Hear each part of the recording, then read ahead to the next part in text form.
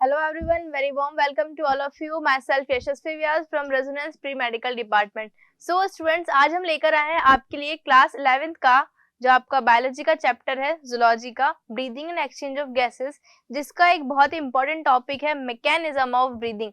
आपको शो हो रहा होगा यहाँ पे बोर्ड पे।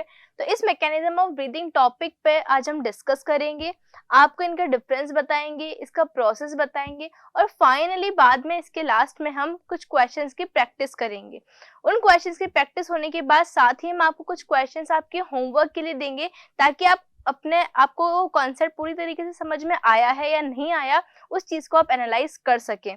तो उस क्वेश्चंस की प्रैक्टिस आप कीजिएगा और नेक्स्ट वीडियो जब हम आपके लिए लेकर आएंगे, उस वीडियो में आपको वही क्वेश्चंस को सॉल्व किया जाएगा जो क्वेश्चंस मैं आपको आज क्वेश्चन प्रैक्टिस के लिए दूंगी। तो आपको ये चीज समझ में आ गई होगी। तो इस फिनोमेना को रोटेट करते करते हम क्या करेंगे, पूरी चीजों की प्रैक्टिस करेंगे। सो स्टार्ट करते हैं। सबसे पहले मैकेनिज्म ऑफ ब्रीदिंग।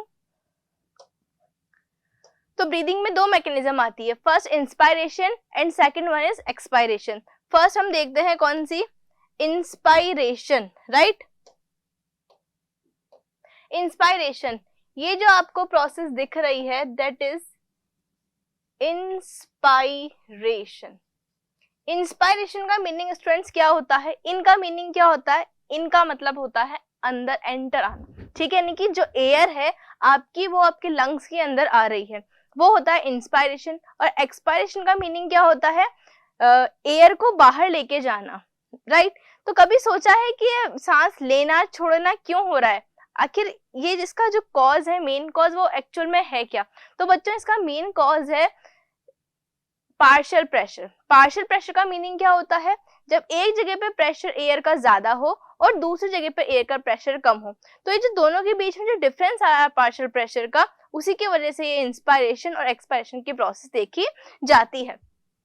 तो इंस्पायरेशन में क्या होता है, पहले सिंपल सा आप कॉन्सेप्ट लेके चलिए, बहुत ही मैं सिंपल शब्दों में आपसे बात करना चाहती हूँ। तो इंस्पायरेशन का मतलब जब आप जो सांस है, आपकी जो एयर है, जब आप अपने लंग्स के अंदर ले रहे हो, सांस अंदर ले रहे हो आप, तो वो क्यों ले रहे हो, यानी कि जब आपके लंग्स के अंदर जो प्रेशर, इसको आप क्या बोलते हो, इंट्रा पल्मोनरी प्रेशर। तो वो जो इंट्रा पल्मोनरी प्रेशर है, वो प्रेशर कम है किसके कंपैरिजन में, बाहर के एटमॉस्फेयर के कंपैरिजन में।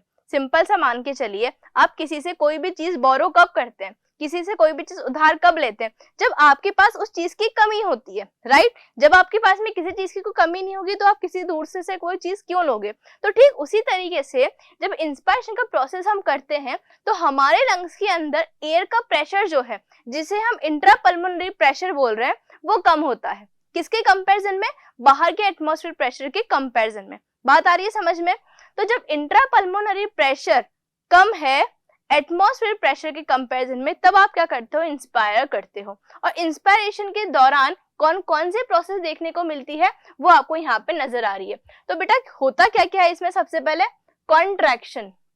जो डायफ्राम है, डायफ्राम का नॉर्मल शेप कैसा होता है, डोम शेप, डी से डायफ्राम, डी से डोम शेप, ठीक है। जब आप इंस्पायर करते हो, यानी कि जब आप सांस अंदर लेते हो, लंबी सांस लेते हो आप, तब क्या होता है, तब इस डायफ्राम में क्या होता है, कॉन्ट्रैक्शन होता है। और जो इसका नॉर्मल शेप था, डोम शेप, उस डोम शेप से किस में कन्वर्ट हो जाता है, फ्लैट शेप में हो जाता है। तो कॉन्ट्रैक्शन होता है। जब भी कॉन्ट्रैक्शन आ जाए तो समझ जाना कि इंस्पायरेशन हो रहा है। तो डायफ्राम कॉन्ट्रैक्ट होगा, साथ में एक्सटर्नल इंटरकोस्टल मसल में भी कॉन्ट्रैक्शन देखा जाएगा। डायफ्राम डाउन हो जाएंगे, फ्लैट हो जाएंगे। नॉर्मल कैसा होता है, डोम शेप, और फिर क्या हो जाएंगे, ये फ्लैट हो जाएंगे। समझ में आ रही है बात। Push towards abdominal cavity, abdominal cavity की तरफ पुश होगा। देखो ये एनसीईआरटी का डायग्राम है, ये आपकी एनसीईआरटी का डायग्राम है बेटा। एनसीईआरटी आप सभी को पता है कितने अच्छे से आपको करनी है। तो ये एयर अंदर आ रही है, ये जो आपको दिख रहा है ये रिब्स एंड स्टर्नम ब्रेस, आप खुद ही इसको चीज को फील कर सकते हो। जब आप सांस अंदर लेते हो तो आपका जो थोरैक्स रीजन है वो क्या होता है, ब्रॉड हो जाता है, बाहर की तरफ पुश होने लगता है। तो देख रहे हो वॉल्यूम भी इंक्रीज हो रहा है और ये रिब्स एंड स्टर्नम भी बाहर की तरफ मूव कर रहे हैं। ये डायफ्राम था, जो डोम शेप था, वो फ्लैट होने लग गया। पहले कैसा था बेटा, ऐसा डोम शेप। अब ये कॉन्ट्रैक्शन होगा तो उस वजह से कैसे हो जाएगा, ये नीचे चला जाएगा, फ्लैट साइड में। Ribs move towards outside and ventral side, बाहर की तरफ जा रहे हैं। वॉल्यूम जो है थोरेसिक कैविटी का वो इंक्रीज हो जाएगा। एयर प्रेशर इन लंग्स, अभी क्या है, एयर का प्रेशर जो है आपके लंग्स के अंदर क्या है, कम है, डिक्रीज हो रखा है एटमॉस्फेरिक प्रेशर से। एयर आपके अंदर फिल होगी, आप इंस्पायर करोगे, इसी प्रोसेस को आप क्या बोलोगे बेटा, इंस्पायरेशन। आई होप ये चीज आपको समझ में आ गई होगी। तो ये आपका किसका प्रोसेस है, इंस्पायरेशन का। इसके बाद की अगर मैं बात करूं आपसे, तो मैकेनिज्म ऑफ एक्सपायरेशन। एक्सपायरेशन में क्या हो रहा है, एक्सपायरेशन में मतलब कि एयर इज एक्सपेल्ड आउट, यानी कि जो एयर है, वायु है, उसको आप बाहर लंग्स के बाहर भेज रहे हो। यानी कि आप कोई भी चीज किसी को कब दोगे, जब आपके पास में वो चीज ज्यादा होगी। तो ठीक यहाँ पर क्या हो रहा है, पहले वाले प्रोसेस में जो एयर का प्रेशर था आपके लंग्स के अंदर वो कम था, किसके कंपैरिजन में, एटमॉस्फेयर के कंपैरिजन में। अब प्रोसेस क्या हो चुकी है, उल्टी हो चुकी है। क्या हो रहा है इसमें, एक्सपायरेशन में एक्स का मतलब एग्जिट, बाहर जा रहा है। तो जो एयर का प्रेशर आपके लंग्स के अंदर है वो क्या है, अभी वो ज्यादा है, यानी कि इंट्रापल्मोनरी प्रेशर क्या है आपका अभी ज्यादा है, किसके कंपैरिजन में, एटमॉस्फेरिक प्रेशर के कंपैरिजन में। बात आई समझ में। तो when intrapulmonary pressure is greater than the atmospheric pressure, the process will be expiration. बात आई समझ में, ठीक है। तो देखो अब यहाँ पे एरो का साइन देख रहे हो, यहाँ पे क्या था, एरो का साइन अंदर जा रहा था क्योंकि आप सांस अंदर खींच रहे थे। अभी क्या हो रहा है, एयर का ये जो एरो है वो कहाँ पे जा रहा है, बाहर जा रहा है। क्यों, क्योंकि अभी आप एक्सपायर कर रहे हो, एयर है उसको बाहर निकाल रहे हो। क्यों बाहर निकाल रहे हो, क्योंकि आपके लंग्स के अंदर ज्यादा है और आपको बाहर निकालनी है, ठीक है। तो ये देखो बाहर जा रही है एयर। अब पहले क्या था, डायफ्राम का साइज स्टार्टिंग में इनिशियली कैसा था, डोम शेप। इंस्पायर किया तो कैसा हो गया, फ्लैट हो गया। कॉन्ट्रैक्शन में जारी थी सारी चीजें, कॉन्ट्रैक्शन हो रहा था इंस्पायरेशन के टाइम पे। अब एक्सपायरेशन होगा तो प्रोसेस जो इनिशियल थी वो वैसी हो जाएगी, यानी कि कैसा हो जाएगा, रिलैक्सेशन। तो जब कॉन्ट्रैक्शन की बात आ जाए तो समझ जाना इंस्पायरेशन हो रहा है, और जब रिलैक्सेशन की बात है तो समझ जाना कि एक्सपायरेशन हो रहा है। समझ आई बात। तो यहाँ पर क्या होगा, अभी कैसा हुआ था, फ्लैट शेप, और दोबारा से बेटा ये अपनी इनिशियल स्टेज में, इनिशियल पोजीशन में आने लग जाएगा। तो यहाँ पर डायफ्राम रिलैक्स्ड एंड आर्क्ड अपवर्ड, ऊपर की तरफ जाएंगे, और स्टर्नम एंड जो है ये अपनी ओरिजिनल पोजीशन में आने लग जाएंगे। ये जो वॉल्यूम है कम हो जाएगा। पहले जब आप सांस खींच रहे थे तो वॉल्यूम जो था थोरेसिक कैविटी का क्या हो रहा था, वॉल्यूम जो था वो बढ़ रहा था। अब क्या हो जाएगा, अब दोबारा से अपनी नॉर्मल पोजीशन में आ जाएगा। तो मैकेनिज्म जब आप देखते हैं एक्सपायरेशन की, तो उसमें क्या होगा, डायफ्राम एक्सटर्नल इंटरकोस्टल मसल में रिलैक्सेशन होगा। डायफ्राम स्टर्नम रिब्स ये क्या करेंगे, अपनी नॉर्मल पोजीशन को अटेन करेंगे। वॉल्यूम जो होगा वो कैसा हो जाएगा, बिल्कुल डिक्रीज हो जाएगा। प्रेशर जो है inside thorax and lungs increases, हमें पता है जी कि अभी एयर का प्रेशर ज्यादा है, एयर क्या होगी, बाहर मूव करेगी, और प्रोसेस कौन सी हो जाएगी, एक्सपायरेशन। तो बेटा इससे कई सारे क्वेश्चंस भी आए हैं प्रीवियस ईयर में, तो अब उनकी बात कर लेते हैं हम। तो उससे पहले एक टेबल है जिसमें देखते हैं, देखो बेटा 4 प्रोसेस होती है, tidal inspiration, tidal expiration, forceful and forceful inspiration and expiration. Tidal का मीनिंग क्या होता है, हिंदी में इसको बोला जाता है ज्वारीय। ज्वारीय का मतलब जो है टाइडल, नॉर्मल तरीके से अंतःश्वसन, ज्वारीय अंतःश्वसन, जब आप सांस को अंदर ले रहे हो नॉर्मल तरीके से, जब आप सांस को छोड़ रहे हो नॉर्मल तरीके से। फोर्सफुल का मीनिंग जब आप जल्दी जल्दी सांस ले रहे हो, और फोर्सफुल एक्सपायरेशन का मतलब जल्दी जल्दी आप सांस छोड़ रहे हो। ठीक, बात आई समझ में। तो यहाँ पर हम देखेंगे कौन सी मसल इन्वॉल्व होती है इसके अंदर, और ये प्रोसेस एक्टिव है या पैसिव है। एक्टिव प्रोसेस का मीनिंग आप जानते हैं, अगेंस्ट द कंसंट्रेशन ग्रेडियंट काम करता है, और पैसिव का meaning according to the concentration gradient काम करता है। तो पैसिव का मीनिंग क्या होता है, according to the concentration gradient meaning high to low, ठीक है। जबकि एक्टिव का मीनिंग क्या होता है, लो टू हाई, कम से ज्यादा। बात आ रही है समझ में आपको। तो देखिए इंस्पायरेशन में क्या हो रहा है, एक्सटर्नल इंटरकोस्टल मसल और डायफ्राम, इन दोनों में क्या हो रहा है बेटा, कॉन्ट्रैक्शन हो रहा है, कॉन्ट्रैक्ट हो रही है। और ये प्रोसेस कैसा है, एक्टिव, क्योंकि एनर्जी यूज हो रही है। एक्टिव का मीनिंग क्या होता है, यहाँ पे जो एनर्जी है, एनर्जी का यूटिलाइजेशन होता है, लेकिन पैसिव में जो एनर्जी है उसका यूटिलाइजेशन नहीं होता, इतना ज्यादा एज सच आपको रिक्वायरमेंट नहीं होती है। तो यहाँ पर ये मसल्स कॉन्ट्रैक्ट कर रहे थे, एक्टिव प्रोसेस था।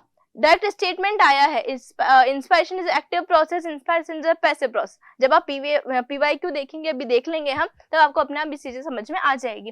टाइडल एक्सपायरेशन में क्या होगा, कोई मसल कॉन्ट्रैक्ट नहीं करती है तो क्या होता है, यहाँ पे रिलैक्सेशन होता है। किसमें, क्योंकि वो नॉर्मल अपनी जो है पोजीशन को अटेन करके रख रहे हैं। पैसिव प्रोसेस है, ठीक है, यहाँ पे कोई एनर्जी की ऐसी रिक्वायरमेंट नहीं हुई है। फोर्सफुल इंस्पायरेशन, फोर्सफुल का मीनिंग आपको समझ में आ जाना चाहिए कि बलपूर्वक आप एक्स्ट्रा चीजें कर रहे हो, तो एक्स्ट्रा फोर्सफुल कर रहे हो, तो बहुत सिंपल सी बात है कि आपको एनर्जी तो लगेगी ही सही, तो एक्टिव प्रोसेस तो होगा ही सही। तो एक्सटर्नल इंटरकोस्टल मसल और डायफ्राम, इसमें भी क्या होता है, कॉन्ट्रैक्शन होता है।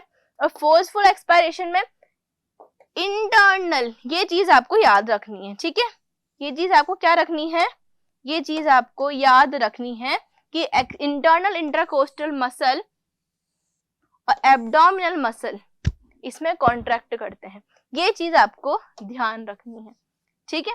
इसमें क्या हो रहा था, रिलैक्सेशन हो रहा था, लेकिन फोर्सफुल जब आप करोगे तो इंटरनल एक्सट्राकोस्टल मसल और एब्डोमिनल मसल क्या करेंगी, कॉन्ट्रैक्ट करेंगी। और चूंकि ये प्रोसेस कैसा है, एक्टिव प्रोसेस है, आपको एनर्जी की रिक्वायरमेंट होगी होगी, ठीक है। तो हम पीवाईक्यू देख लेते हैं, देखिए जल्दी से फटाफट।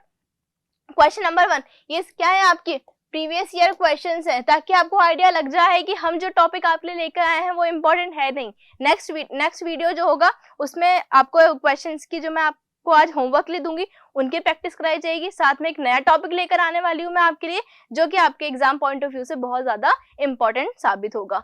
तो क्वेश्चन नंबर 1 देखिए, आपको करेक्ट स्टेटमेंट चूज करना है। Expiration occurs due to external intercostal muscle, क्या मैंने आपको ऐसा बताया है, नहीं। Intrapulmonary pressure is lower than atmospheric pressure during inspiration, बिल्कुल ये तो सही बात बोल रहा है, ये मैंने आपको यही तो बताया था कि जब इंट्रापल्मोनरी प्रेशर कम होता है एटमॉस्फेरिक प्रेशर से, तो वो किस में होता है, वो इंस्पायरेशन के दौरान। तो बेटा आपका आंसर कौन सा चला जाता है, ये second will be your answer. Inspiration क्या तब होता है जब एटमॉस्फेरिक प्रेशर कम होता है, तो एटमॉस्फेरिक प्रेशर कम होगा किससे, इंट्रापल्मोनरी प्रेशर से, तो ये तो प्रोसेस थी ही नहीं। नेक्स्ट देखो, expiration is initiated due to contraction of diaphragm, contraction तो मैंने आपको बताया ही नहीं, तो ये दोनों तो आपसे फर्स्ट और फोर्थ तो आप इजीली हटा सकते हो। आपको कंफ्यूजन किस में होगा, इन दोनों में। इंस्पायरेशन हम कब कर रहे थे, जब इंट्रापल्मोनरी प्रेशर क्या था, जब आप सांस बाहर से अंदर ले रहे थे, यानी कि आपके अंदर के अंदर इंट्रापल्मोनरी प्रेशर क्या था, वो कम था। तो यहाँ पे तो क्या बता रहा है, यहाँ पे तो एटमॉस्फेरिक प्रेशर को कम बता रहा है। भाई एटमॉस्फेरिक प्रेशर कम थोड़ी है, ठीक है, वो तो ज्यादा है, तभी तो हम उसको बाहर से सांस ले रहे हैं उसमें से। सेकंड देखिए, इंस्पायरेशन के दौरान कौन कौन सी इवेंट्स देखी जाती है, तो जहां पे भी कॉन्ट्रैक्शन है, बिल्कुल कॉन्ट्रैक्शन, ये जो आपको मैंने अभी ये जो टेबल बताई है ना, ये टेबल बहुत ही ज्यादा इंपॉर्टेंट है, ठीक है, तो इसको ऐसे हल्के में मत लेना। कॉन्ट्रैक्शन होता है, बिल्कुल ठीक है, और कॉन्ट्रैक्शन एक्सटर्नल इंटरकोस्टल मसल में होता है, बिल्कुल ए बी सही है। ए और बी किस में है आपके, ए और बी फोर्थ ऑप्शन में, ठीक है। पल्मोनरी वॉल्यूम का डिक्रीज होता है, नहीं, वो तो एक्सपायरेशन में होता है। इंट्रा पल्मोनरी प्रेशर का डिक्रीज है, ठीक है, बट वो प्रोसेस ऑप्शन में उसमें है ही नहीं, तो आंसर कौन सा चला जाएगा आपका, ए एंड बी। नेक्स्ट देख लेते हैं, असर्शन ड्यूरिंग इंस्पायरेशन के दौरान डायफ्राम में एक्सटर्नल इंटरकोस्टल मसल साइमल्टेनियसली होता है इनमें अंदर, ठीक है, सही है, ये तो बात बोल रहे हैं, कॉन्ट्रैक्शन होता है। Inspiration occur due to muscular relaxation, यहाँ गलती कर दी ना उन्होंने, अगर कॉन्ट्रैक्शन होते तो बात हमें समझ में आती, तो रिलैक्सेशन दे रहे हैं, तो पहला सही है बेटा, दूसरा गलत है। आंसर कौन सा हो जाएगा आपका, थर्ड। क्लियर हो गई बात। नेक्स्ट देखिए, तो देखिए फोर्थ ऑप्शन में हम क्या देख रहे थे, इंस्पायरेशन के दौरान जो प्रेशर है, pressure of air in the thoracic cavity, क्या वो कम होता है, ठीक है, ये तो सही बोल रहा है, थोरैसिक कैविटी में कम होता है, तभी तो हम इंस्पायर कर रहे हैं, हमारे पास में एयर का प्रेशर कम है, तभी तो हम बाहर से सांस ले रहे हैं, एयर ले रहे हैं, ठीक है, ये स्टेटमेंट तो हमने सही कर दिया।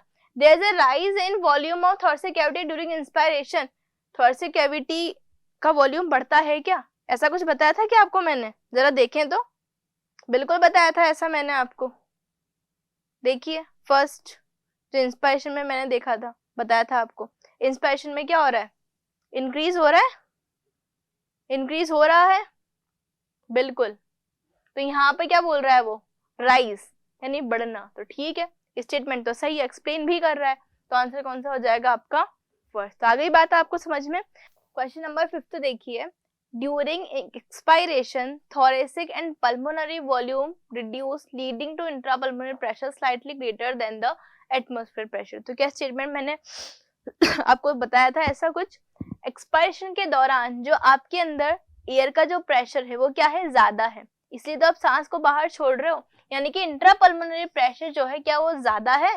ठीक है, ये स्टेटमेंट तो सही बोल रहा है, और वॉल्यूम जो है वो बिल्कुल कम होता है। तो आपको बेटा ए स्टेटमेंट तो सही चला गया। अगर ए स्टेटमेंट सही है तो आप किसको क्रॉस कर सकते हो, थर्ड को क्रॉस कर सकते हो। ठीक है, आगे देखते हैं ड्यूरिंग एक्सपायरेशन। देखिए ये दोनों जो स्टेटमेंट है वो दोनों एक दूसरे की कॉन्ट्राडिक्टरी है। कॉन्ट्राडिक्टरी है मतलब कि एक सही बोल रहा है और एक बिल्कुल गलत बोल रहा है। तो यहाँ पर स्लाइटली लेसर है तो ये स्टेटमेंट क्या हो गया आपका, बी गलत हो गया।